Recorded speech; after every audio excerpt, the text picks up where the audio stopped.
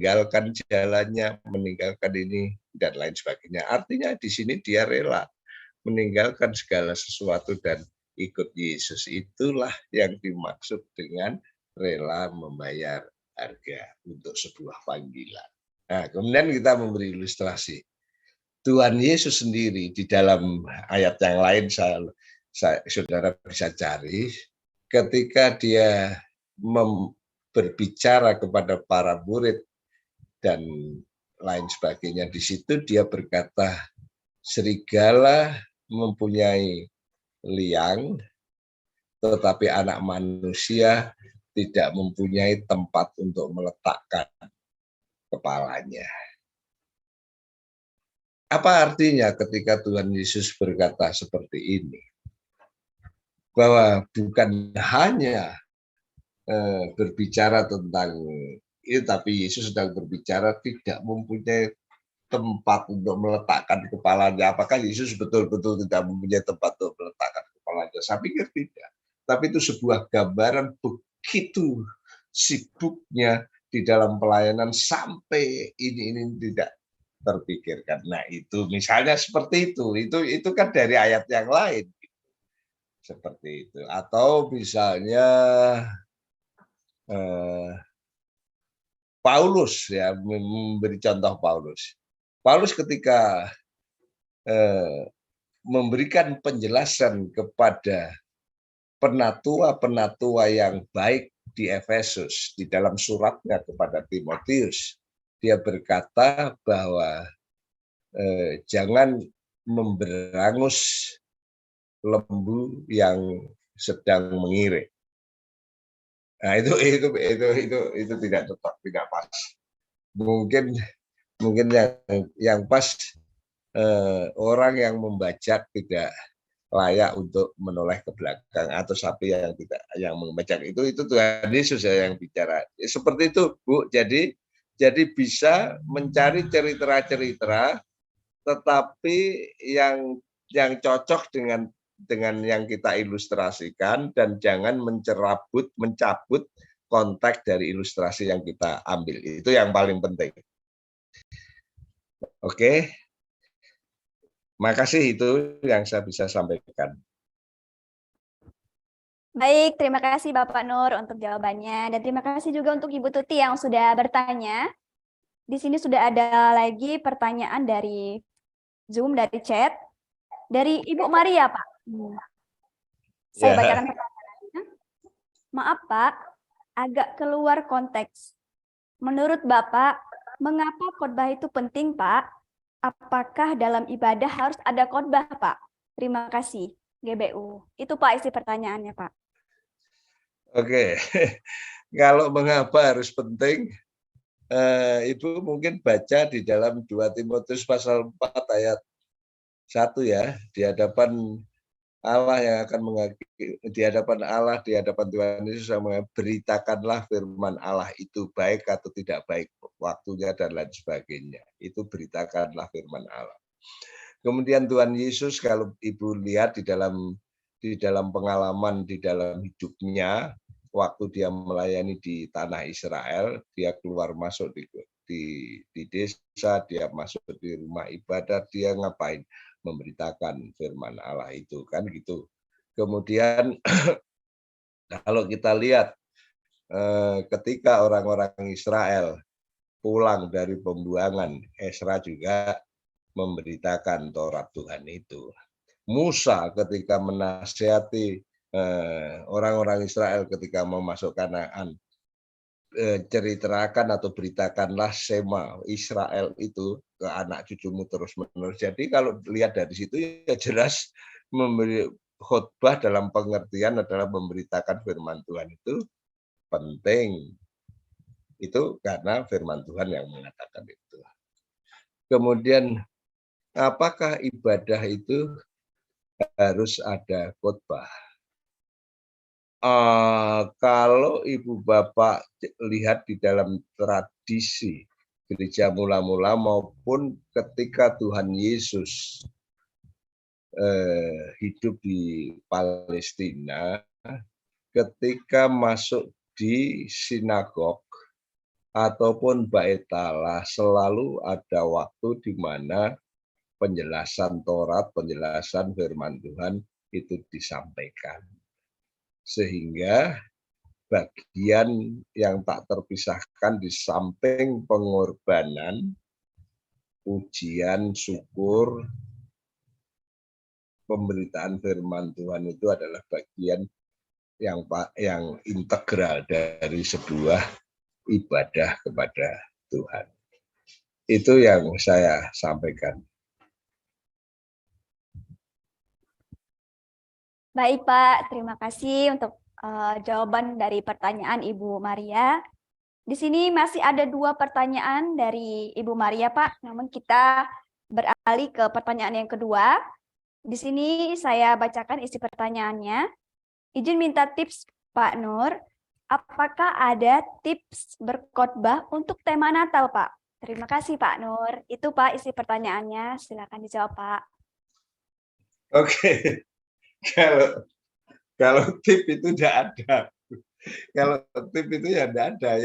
Ya kalau ada itu adalah bagaimana kita mencoba melihat teks yang berkaitan dengan kelahiran Yesus, baik di dalam Perjanjian Lama yang artinya berbicara tentang nubuatan akan datangnya juru selamat, nubuatan akan kelahiran juru selamat, atau di Perjanjian Baru yang bercerita menuliskan tentang kelahiran Yesus Kristus, ataupun di dalam surat-surat yang menjelaskan kelahiran Yesus itu seperti apa. Nah, dari situ pengamatan kita di dalam teks itulah nanti kita akan muncul apa poin-poin, apa pesan-pesan, apa prinsip-prinsip yang berkenaan, yang berkaitan dengan Natal. Hanya itu tidak bisa saya bisa membuat tip ini dan itu.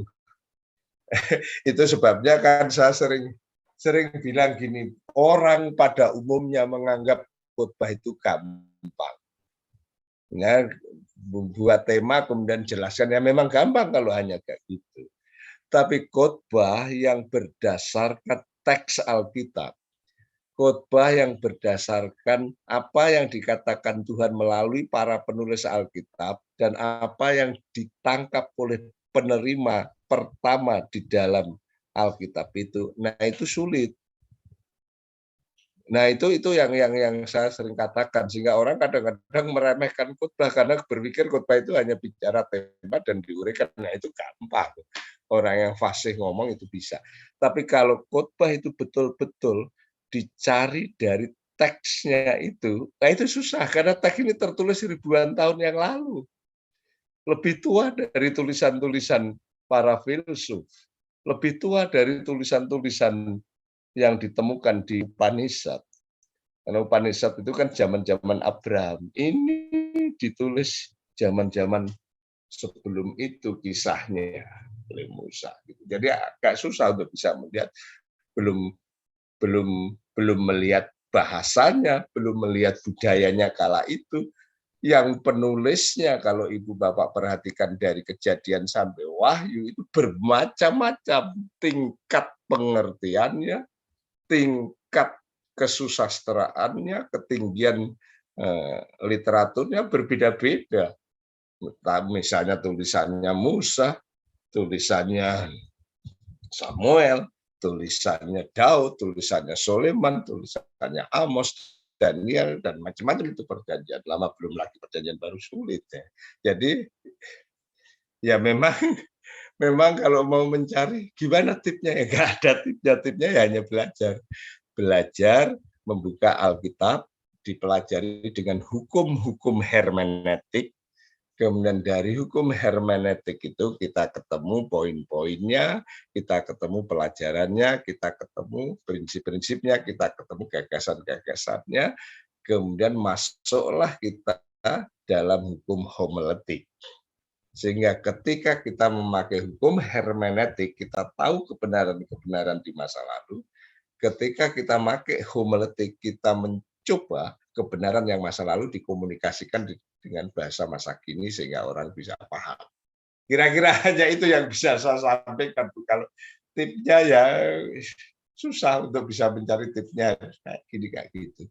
Atau mungkin saya tidak tahu apakah ada pendeta-pendeta yang lebih jago sehingga bisa memberi tips. Tapi menurut saya nggak ada, kecuali kita mengikuti khotbah orang lain atau mencontoh khotbah orang lain atau itu lain. Tapi kalau kita betul-betul pengen ngerti apa yang Tuhan mau dalam konteks Natal ini disampaikan kepada umat seperti ini, saya buka Alkitab. Itu sesuatu yang baru. Tapi kalau Ibu mau jalur meniru ya bisa saja lihat di YouTube pengkhotbah yang Ibu senang, kemudian coba ikuti dia khotbah Natalnya seperti apa, rekam, coba sampaikan. Nah, tapi itu bukan yang saya maksudkan. Kalau itu ya tidak harus mengikuti homiletik, tidak harus mengikuti hermeneutik, ya ikuti cara menyampaikan itu seperti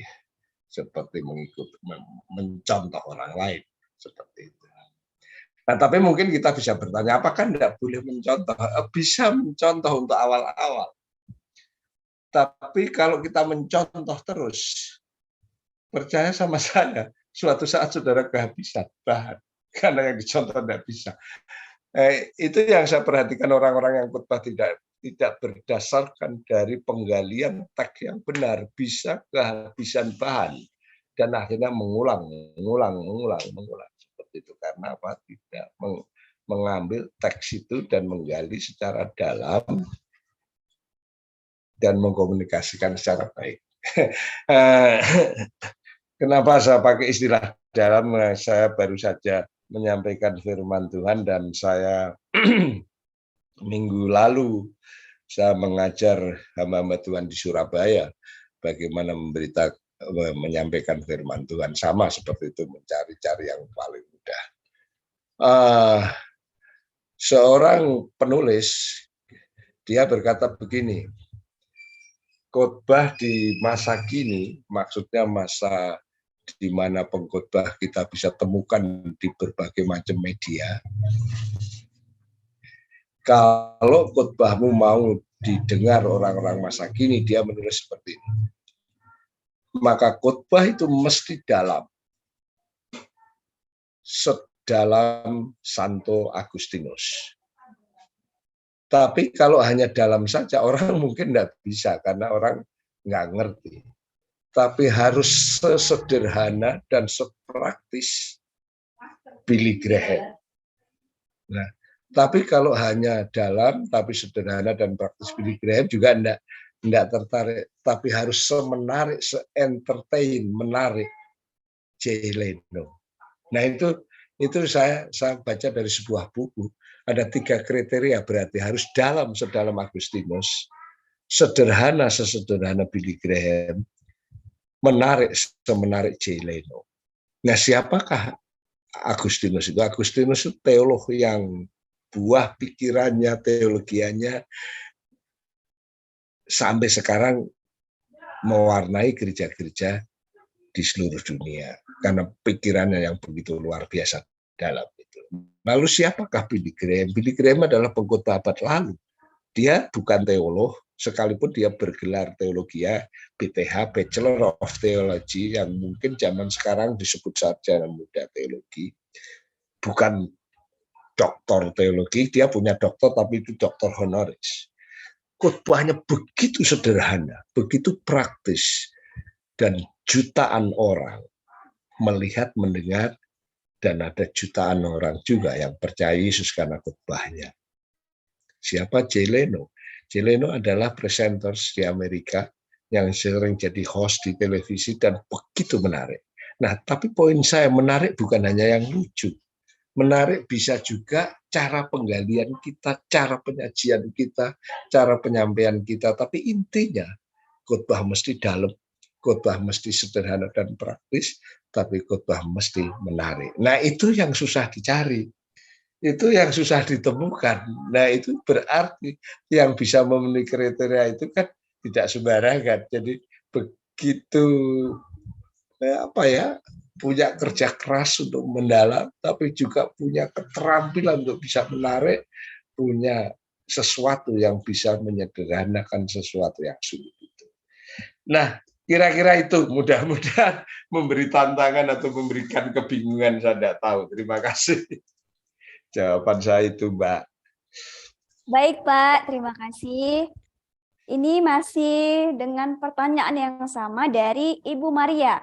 Pertanyaan yang ketiga, bolehkah dijelaskan perbedaan homiletika dengan hermeneutika? Terima kasih. Itu Pak isi pertanyaannya, Pak. Monggo dijawab, Pak. Baik. Hermeneutika itu adalah cara menggali kebenaran Alkitab, kira-kira begitulah. Jadi bisa sekarang sih lebih banyak ya yang dipakai di dalam hermeneutika, Bu. Kalau zaman dulu kan misalnya arti kata literal, kemudian tensesnya, kemudian kita bisa lihat strukturnya, kita bisa lihat tujuan penulisan, kita bisa melihat tema dari tulisan itu yang seperti itu. Tapi di akhir-akhir ini agak lebih berkembang karena juga dilihat genrenya juga. Genre tahu ya, genre itu bentuk kesusastraan atau bentuk tulisan.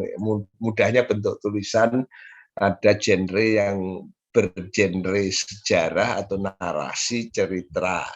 Itu berbeda dengan genre puisi, syair. Syair itu sendiri ada mungkin apa saya istilahnya saya lupa, seperti anak genrenya itu, dan genre ada perumpamaan, ada ini dan lain sebagainya.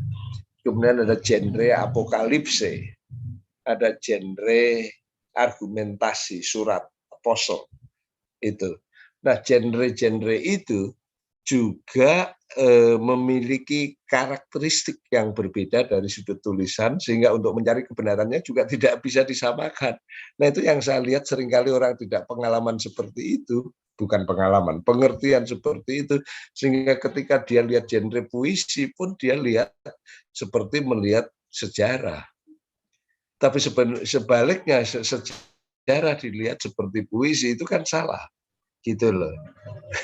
Tahu maksud saya tadi sebenarnya saya mau memberi contoh ketika Musa memberikan nyanyian pujian syukur karena terlepas dari Firaun, dan ketika dia ceritakan pelepasannya itu sangat menarik kalau kita lihat. Nah, paling tidak kalau masa kini misalnya misalnya kita lihat Tuhan Yesus ketika berkata, apabila matamu yang kanan itu menyesatkan kamu, lebih baik jungkillah, karena lebih baik tanpa mata masuk surga daripada dua mata masuk neraka. Sekarang itu ibu lihat genre sebagai apa? Kalau ibu itu sebagai sebuah literal, perintah literal, cukilah matamu. Saya pikir kita semua pasti sudah tidak punya mata hari ini. Karena mata kita beberapa kali sudah menengok hal-hal yang tidak baik. Kalau melakukan itu kan harus dicegah. Tapi apakah maksudnya Tuhan Yesus seperti itu? Enggak. Ya, itu gaya pengajaran Yesus dengan gaya sebuah hiperbolik, di mana Yesus sedang melukiskan dahsyatnya dosa itu.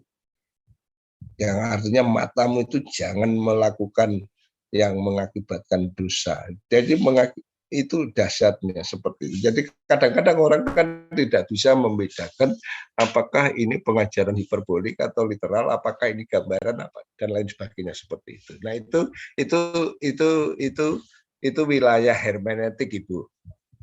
Apabila kamu mempunyai iman biji sesawi, kamu bisa berkata kepada gunung itu, pindahlah gunung itu dan tertabutlah. Nah, apakah itu sebuah kebenaran dalam pengertian literal? Bahwa kalau kita punya iman biji sawi, kita bisa pindah gunung Merapi. Pertanyaannya, apakah tidak ada orang di Jogja yang mempunyai iman biji sesawi? Bukan, itu bukan maksud Tuhan Yesus. Tuhan Yesus sedang menjelaskan betapa dahsyatnya iman. bukan mindahkan gunung. Itu kan lukisan yang dia buat. Itu maksud saya itu adalah wilayah hermeneutik untuk bisa menangkap makna sesuai dengan genre, sesuai dengan macam-macam itu tadi. Nah, itu kira-kira genre ya, Bu ya, kita tahu ya. Lalu bagaimana dengan homiletik? Homiletik adalah bagaimana kita menyampaikan kebenaran dalam kehidupan masa kini. Tidak kan? Kalau hermeneutik adalah mencari kebenaran di masa lalu. Teksnya itu bilang apa, genrenya seperti apa, maknanya seperti apa masa lalu. Homiletik adalah ketika kita dapat kebenaran itu bagaimana saya sampaikan kepada umat sehingga dia ngerti. Bagaimana saya sampaikan kepada umat sehingga dia paham, bagaimana saya sampaikan kepada umat sehingga dia bisa melakukan, itu homiletik. Jadi gampangnya hermeneutik itu mencari kebenaran masa lalu. Homiletik adalah menyampaikan kebenaran pada masa kini. Nah, seringkali orang juga tidak tahu itu ketika dia khotbah dia menyampaikan kebenaran masa lalu, itu tidak terkonek. Misalnya yang saya kasih ilustrasi itu, Daud jatuh dosa karena dia jalan-jalan di sotoh rumah. Karena dia jalan-jalan di sotoh rumah sehingga dia bisa melihat wanita yang sedang mandi. Dan itulah sebabnya dia jatuh dosa. Kena mengena dengan kehidupan masa kini enggak? Ya enggak lah, wong kita enggak pernah jalan-jalan di sotoh rumah. Wong rumah kita enggak ada sotohnya. Itu kebenaran masa lalu. Nah, bagaimana kebenaran masa kini itu adalah di sebuah khotbah. Kira-kira gitu, Bu. Bisa tangkap enggak? Homiletik dan hermeneutik. Pokoknya intinya hermeneutik adalah mencari kebenaran di dalam teks Alkitab. Homiletik adalah menyampaikan kebenaran dari teks itu menjadi masa kini, masa sesuai dengan apa yang kita hadapi. Seperti itu. Oke, terima kasih Ibu siapa tadi? Maria ya? Ya. Betul. Ya. Baik. Baik, terima kasih sekali Bapak Nur yang sudah menjawab pertanyaan dan terima kasih juga untuk Ibu Maria yang sudah bertanya. Sekarang kita beralih ke pertanyaan selanjutnya dari Bapak Aryan. Shalom Pak Nur. Sebelum menyampaikan khotbah topikal, seberapa perlu untuk menyampaikan ilustrasi yang tentunya berhubungan dengan topik khotbah? Terima kasih, Tuhan memberkati. Itu isi pertanyaannya, Pak. Monggo. Oke. Saya menjawab dengan ilustrasi ya, Pak Aryan. Ini dari dosen saya dulu. Ilustrasi itu fungsinya bukan saja menerangi, tapi seperti membuat kelegaan, seperti ventilasi, tapi juga menjadi indah. Gitu. Jadi kalau eksposisi itu sudah jelas, sebenarnya aplikasi juga tidak apa-apa, tapi supaya indah dikasih ilustrasi. Tapi supaya semakin jelas karena itu dikasih ilustrasi. Supaya semakin masuknya enak, lega, diberi ilustrasi. Nah, kira-kira fungsinya ilustrasi seperti itu. Nah, sehingga sebuah khotbah itu kalau tidak ada ilustrasi itu rasanya pengap, tapi juga kurang indah. Tapi kalau sebuah khotbah semua ilustrasi itu juga tidak bagus karena akhirnya seperti terlalu terlalu banyak. Ya, saya membayangkan ilustrasi itu seperti sebuah jendela dalam sebuah rumah. Kalau rumah tanpa jendela itu pasti kurang menarik, tapi juga kurang ventilasi, kurang kesegaran juga, kurang indah juga. Tapi bayangkan kalau rumah itu semua jendela, juga hilang keindahannya, juga hilang ini. Seperti itu. Jadi saya tidak bisa mempunyai ukuran berapa jumlah ilustrasi yang ada di dalam sebuah khotbah.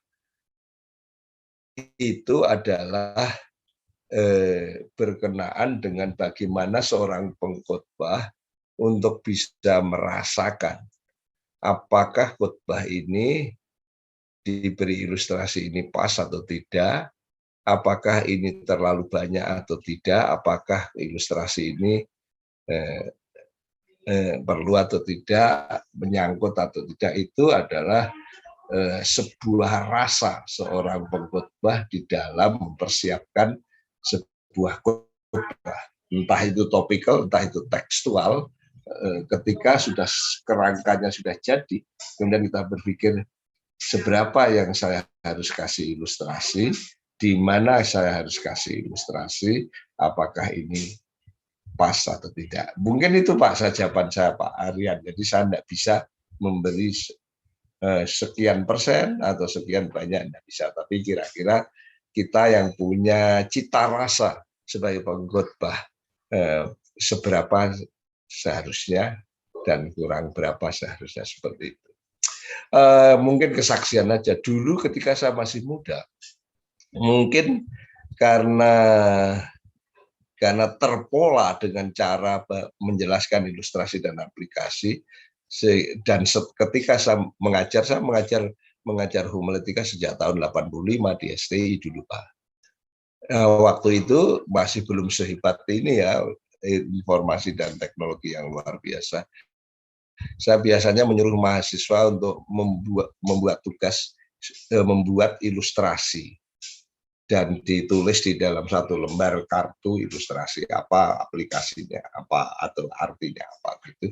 Masing-masing waktu baru jadi dosen pertama, masing-masing mahasiswa saya suruh membuat ilustrasi 25, sehingga saya bisa kaya ilustrasi dari mahasiswa-mahasiswa itu. Tapi lama-kelamaan saya agak berhenti karena ternyata banyak buku yang menulis ilustrasi itu dan mahasiswa tidak ngarang sendiri tapi ambil dari buku itu, sehingga seperti percuma seperti itu.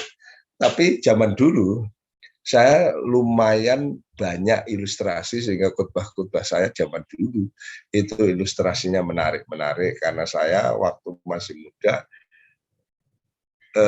sudah jadi pengkhotbah di desa-desa, pernah jadi pengkhotbah di persekutuan mahasiswa seperti itu, sehingga ilustrasinya cukup banyak dan menarik zaman dulu. Zaman sekarang agak berbeda ya Pak, karena ada media sosial yang kita bisa potongan-potongan film yang pendek, kemudian bisa gambar-gambar yang menarik, sehingga ilustrasi yang berupa dikatakan agak terabaikan dalam tanda petik. Tapi kalau kita bisa menyampaikan dengan perspektif, dengan nada yang bagus, dengan cara yang bagus, juga itu masih relevan dan menarik seperti itu.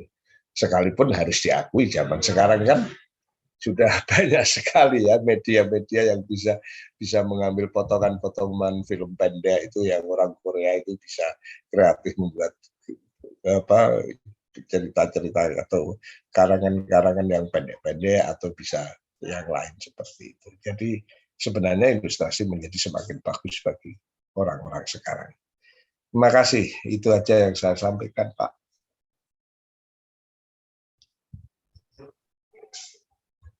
Baik, terima kasih Bapak Nur yang sudah menjawab pertanyaan dari Bapak Aryan Mulyadi. Dan saya masih memberikan kesempatan kepada Bapak Ibu yang masih ingin bertanya, saya persilakan.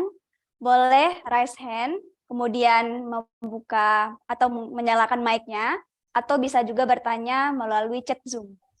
Saya masih memberikan kesempatan Bapak Ibu yang masih ingin bertanya. Monggo.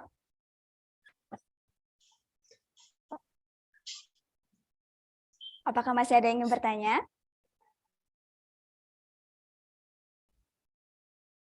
Baik, sepertinya sudah tidak ada yang ingin bertanya lagi.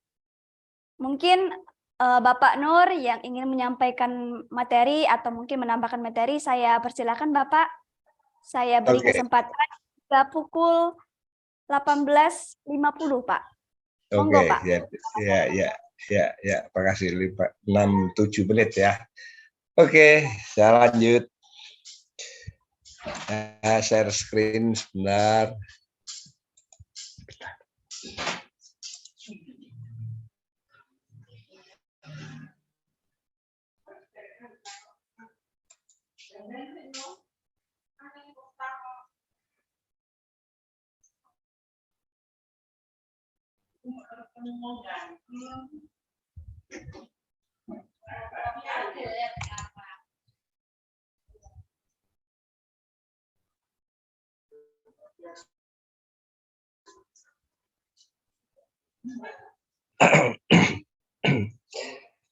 Ini yang tadi saya sampaikan bahwa ilustrasi itu fungsinya di samping menjelaskan apa yang sudah jelas, ya. Sebentar, kok malah keliru yang saya ini. Bentar, ya ini.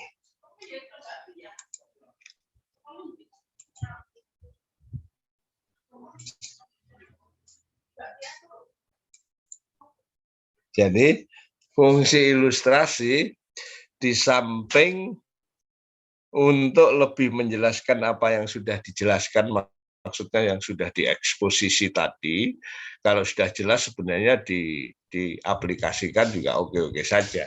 Tapi kalau kasih ilustrasi juga bagus, karena ilustrasi bukan saja menambah semakin jelas, tapi ilustrasi itu juga menjadikan khotbah itu segar, apalagi kalau menyampaikannya itu menarik, kemudian atau itu sebuah film pendek yang tadinya ngomong-ngomong kemudian coba perhatikan film ini, nah, itu menjadi satu kesempatan yang berubah arah, berubah nuansa, berubah ini sehingga memberikan kesegaran, tapi juga memberikan keindahan dan juga memberikan kemenarikan. Nah itu kira-kira ilustrasi. Nah, sumber ilustrasi tadi sudah saya sebut bisa dari kisah-kisah nyata dalam Alkitab. Tapi kalau itu kisah nyata, saudara bisa menceritakan kembali, retelling itu jangan sama persis dengan yang ada di dalam Alkitab. Kalau sama persis orang bosan, saya tahu itu kayak gitu.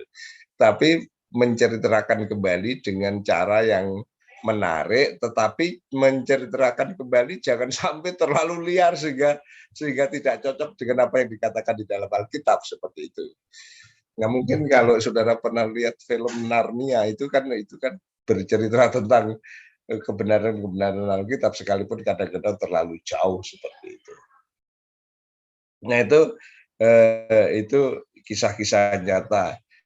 Yang paling bagus sebenarnya adalah pengalaman pribadi. Tapi kalau pengalaman pribadi jangan terlalu banyak juga. Kalau misalnya saudara khotbah 1 kali, kemudian pengalaman pribadinya ada 10, itu terlalu banyak. Itu bukan khotbah, itu kesaksian. Apalagi kesaksian yang menunjukkan aku itu malah kecenderungan agak sombong di situ. Jadi kalau kesaksian pribadi harus dipilih yang betul-betul pas dan tepat, mungkin 1 atau 2 itu cukup. Kalau toh 3, 4, mungkin yang ketiga dan 4 jangan bilang saya, tapi bilang ada seorang hamba Tuhan. Ada seorang anak Tuhan yang mengalami ini, tapi suatu saat gitu, itu jauh lebih safe daripada saudara setiap ilustrasi, saya pernah, saya di sini, saya dulu. Orang akan berkata ini khotbah tentang Alkitab atau khotbah tentang diri sendiri gitu ya. Itu yang penting dijaga ketika ilustrasi. Kemudian cerita rakyat, ini kan rakyat, cerita rakyat sangat cocok ketika kita khotbah di satu tempat, di mana cerita rakyat di situ ada legenda yang menarik. Tapi kita harus kasih tahu bahwa ini cerita, bukan kebenaran ya, tapi ini dongeng. Bahkan khayalan pun bisa, tapi kasih tahu ini bukan cerita betulan, tapi bisa di negeri entah berantah pernah terjadi, misalnya seperti itu. Tapi prinsipnya benar gitu. Seperti misalnya kalau di Padang misalnya cerita Malin Kondang. Kenapa? Karena ketika dia sudah kaya, dia lupa ibunya, dia tidak menghormati ibunya. Nah itu kan poin yang bagus, sekalipun ceritanya itu mungkin hanya mitos, tapi kebenaran bahwa orang yang menghormati ibunya itu akan diberkati Tuhan, kan benar. Ya, tapi orang yang tidak menghormati kan juga hidupnya tidak baik. Itu kan kebenaran Alkitabnya bisa seperti itu. Ada banyak cerita-cerita rakyat yang kita bisa bangun, yang kita bisa mungkin modifikasi dengan kepintaran kita di dalam meramu kebenaran, meramu cerita itu menjadi sebuah kebenaran yang mendukung. Itu pentingnya. Nah, buku-buku atau tokoh-tokoh terkenal bisa menjadi ilustrasi. Bahkan misalnya tokoh-tokoh itu bisa saja tokoh-tokoh dunia dalam pengertian misalnya presiden gitu. Presiden Soekarno, khotbahnya itu kan pidato maksudnya. Saya seringkali dulu contoh, kenapa pidato Bung Karno itu begitu luar biasa. Semua orang mendengarkan dan lain sebagainya dan lain sebagainya. Salah satu ciri Bung Karno ketika dia pidato, dia menyebut atau memakai jargon-jargon orang-orang setempat yang pas. Misal, kenapa dia disebut Bung padahal dia orang Jawa dan Bali? Karena dia begitu dekat dengan orang-orang Indonesia Timur, ya, Bung Karno. Ketika dia khotbah di mana seperti itu, bisa saja seperti itu. Jadi tokoh-tokoh terkenal seperti itu. Tapi kalau tokoh-tokoh yang tidak terkenal, jangan sebutlah misalnya tetangga saya, tidak usah. Tapi tokoh-tokoh terkenal misalnya presiden, misalnya Mahatma Gandhi, misalnya termasuk Hitler mungkin juga boleh karena itu terkenal. Hitler pernah berkata, kebohongan kalau disampaikan terus-menerus, maka kebohongan itu nanti akan dianggap benar. Nah, inilah dunia zaman sekarang. Misalnya, zaman sekarang ada banyak berita hoax yang disampaikan. Kenapa? Karena mereka punya asumsi hoax. Kalau disampaikan terus, nanti lama-lama dianggap benar. Dalam konteks itulah sebagai hamba Tuhan kita harus terus mengkomunikasikan, memproklamirkan, mengumandangkan kebenaran. Nah, misalnya kayak gitu. Itu menyampaikan contoh-contoh di dalam tokoh-tokoh termasuk Hitler misalnya. Oke, itu saja yang bisa saya tambahkan, Mbak. Kalau sudah waktunya jam 6.50 saya kembalikan. Baik, terima kasih Bapak untuk tambahan materinya. Namun di sini masih ada yang bertanya Pak di chat Zoom. Ada 2 pertanyaan dari Ibu Dernita Manurung. Saya langsung bacakan saja ya Pak pertanyaannya. Pertanyaan yang pertama, bagaimana caranya supaya kita bisa lancar dalam membuat ilustrasi, Pak? Soalnya saya dipercayakan berkhotbah di persekutuan, tapi kurang dalam hal ilustrasi, Pak. Terima kasih, Pak. Itu Pak pertanyaan yang pertama, Pak. Monggo Pak dijawab, Pak. Ya, kita ceritakan aja sebuah cerita atau sebuah kisah. Dan dari kisah itu yang penting ada satu kebenaran yang kita mau angkat. Ketahuilah bahwa tidak ada ilustrasi yang sempurna menjelaskan sebuah kebenaran.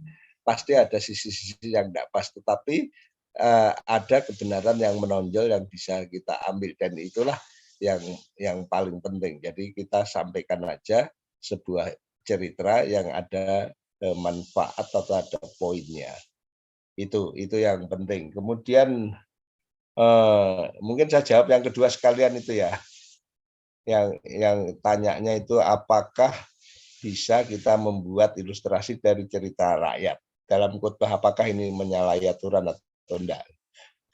Nah, enggak, karena itu sebenarnya itu bukan berita utamanya. Berita utamanya adalah firman Tuhan, itu yang paling penting.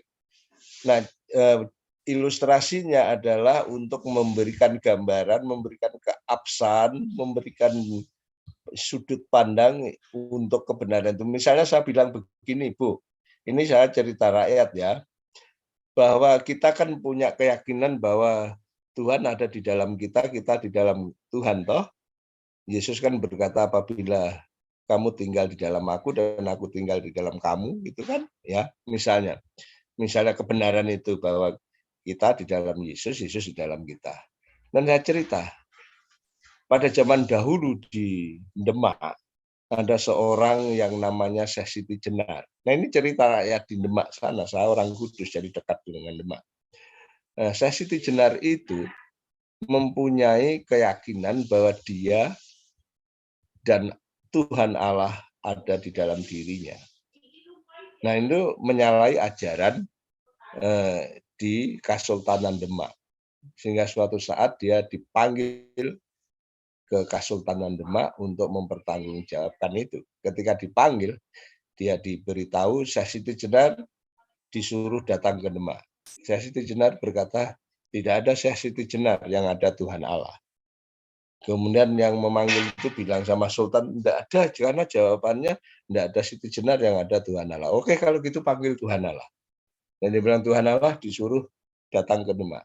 Syekh Siti Jenar berkata, tidak ada Tuhan Allah, yang ada adalah Syekh Siti Jenar.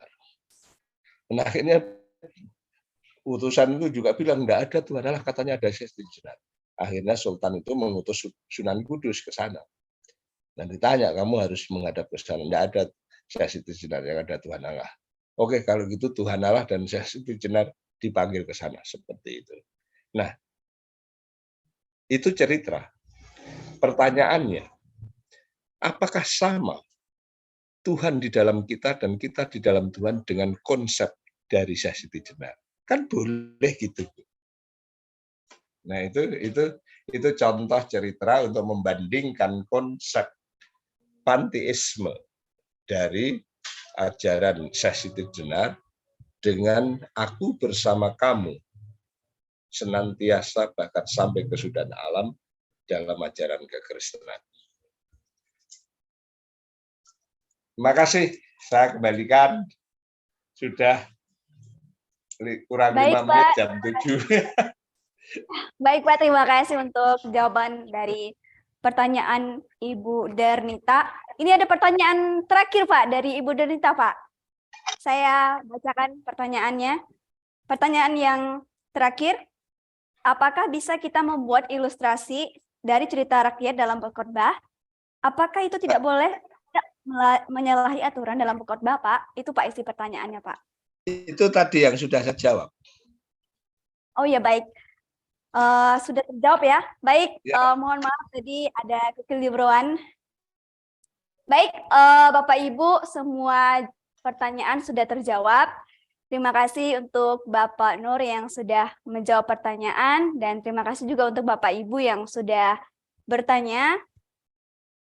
Sebelumnya kita akan langsung kepada closing statement dan doa penutup ya sekalian. Saya mohon kepada Bapak Nur Andrito untuk bisa memberikan closing statement kepada kita sekaligus doa penutup Pak. Monggo Pak. Oke, terima kasih. Baik, teman-teman, sahabat-sahabat semua yang ikut BPS, bahwa khotbah itu memang tidak semudah yang banyak orang duga. Tetapi bukan berarti tidak bisa, karena kita dipanggil untuk memberitakan firman Tuhan.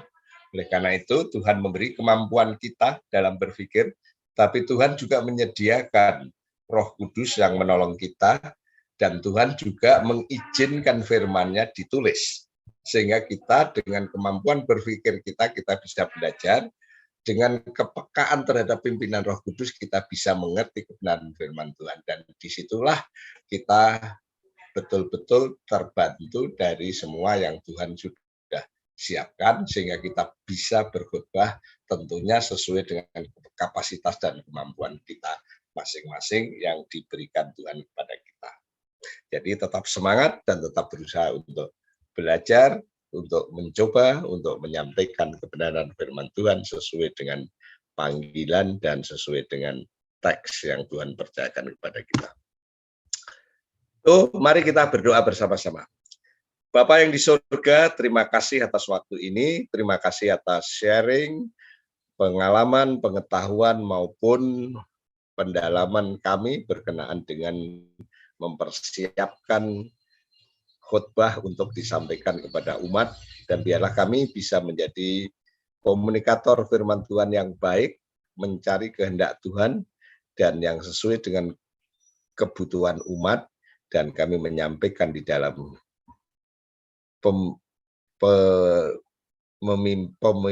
pemimpinan Tuhan dalam Roh Kudus sehingga betul-betul bisa teraplikasi secara baik tapi juga sesuai dengan kehendak Tuhan. Makasih Tuhan, dalam namamu kami serahkan semua ini di dalam Tuhan Yesus Kristus. Haleluya. Amin. Amin. Terima kasih banyak Pak Nur untuk materi yang sudah disampaikan. Pada sore hari ini kita bisa mempelajari cara-cara dan metode-metode mempersiapkan isi khotbah dan penyampaian dalam pelayanan sehingga orang mengerti baik dan benar. Saya meminta kepada Bapak Ibu, saudara-saudari untuk bisa memberikan Anggraito. Terima kasih, sama-sama. Ikut tangannya ya pada Bapak Nur yang sudah menyampaikan materi dengan sangat luar biasa. Semoga kita bisa terus menjadi pribadi yang semakin bertumbuh di dalam Tuhan. Amin. Baik, saya juga mengucapkan terima kasih banyak untuk Bapak Ibu yang sudah menyempatkan waktu untuk bisa hadir di pada BBS sore hari ini. Saya berharap Bapak Ibu semua dalam keadaan sehat, tetap semangat dan terus bersuka cita. Saya Dania pamit undur diri bersama tim. Sampai berjumpa besok pagi di BBS. Semoga semuanya dalam keadaan sehat. Tuhan Yesus memberkati. Amin. Terima kasih. Terima kasih.